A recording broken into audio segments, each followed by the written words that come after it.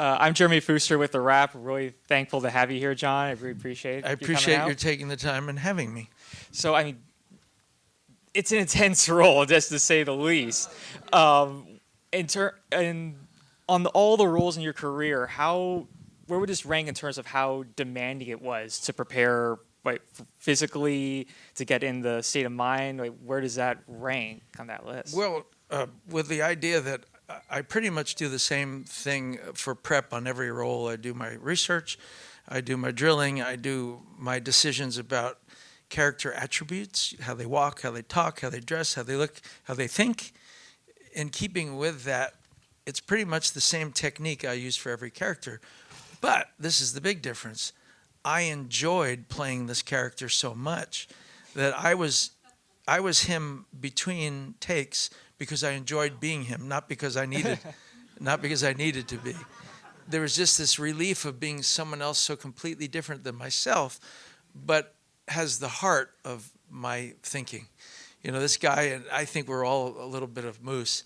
If you're being honest about having ever loved another artist, been obsessed with another, inspiration in your life, where you feel that you're going to stand on their shoulders and do something great, and your dream that they like you as much as you like them. You know, let's face it. So when I was a little boy, I would dream that Jimmy Cagney would love me as much as I loved him. I would imagine that Paul McCartney would be my buddy. So I think we all have a little bit of Moose in us. So I enjoyed playing my own heartstrings, but being within a circumference of a person that's so, utterly different than how I behave or how I move or talk or think. So, although I do feel in common that one bit of just understanding, being obsessed with another art, and I still do that.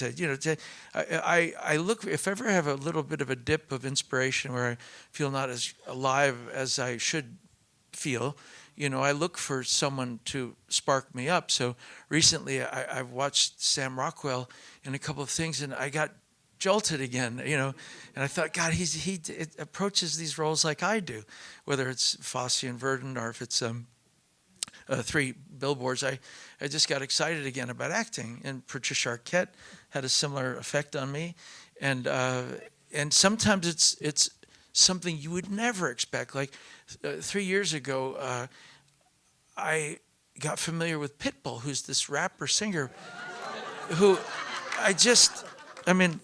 look, I'm not kidding. When I'm a fan, I'm a fan. But look what it evolved into. It evolved into my doing a video where I got to actually be this guy that I adore and dance, which is what I know how to do.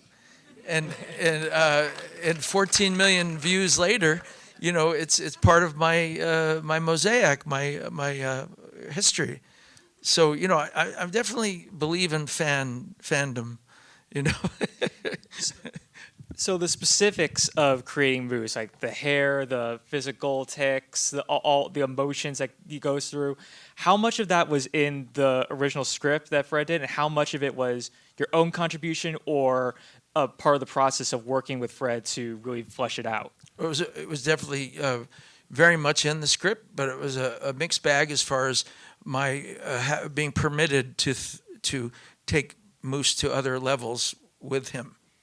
With Fred's okay, I just said, do you care how far I go with this idea in this particular scene, or can I surprise you? And just, and of course, most of the time I was improvising with him and the crew as Moose.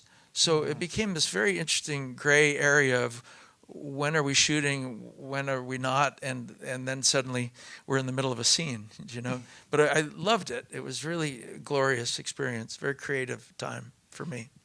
All right. Now, just to go outside your career to talk a little bit about a movie that a lot of people might think of you about because it just came out, Once Upon a Time in Hollywood. Oh, yes. Because it's Tarantino. Oh, yes. So for you, what's interesting about that movie is, with the exception of Jackie Brown, none of the films between Pulp Fiction and Once Upon a Time in Hollywood were Tarantino films set in SoCal. So that's right. There is I'm wondering for you, like, seeing the seeing these two characters driving in a car through Los Angeles, a lot like you did with Samuel L. Jackson. Did it bring back any memories for you seeing that Oddly movie? enough, it had a whole different effect on me because I came to Hollywood right at the time the era of that picture was done. So my memories were not about Pulp Fiction. They were about, oh my God, I remember that vibe. I remember us all being scared because of the Sharon Tate thing. I remember this, I remember that. So it triggered far more realistic concepts than that the boys were similar to Sam Jackson and I. I was like right into the movie, and like Quentin brilliantly always does, he repairs our past. With Inglourious Bastards, it was the same. What should we have done? And everybody loved Sharon Tate, so he saved her life in that movie.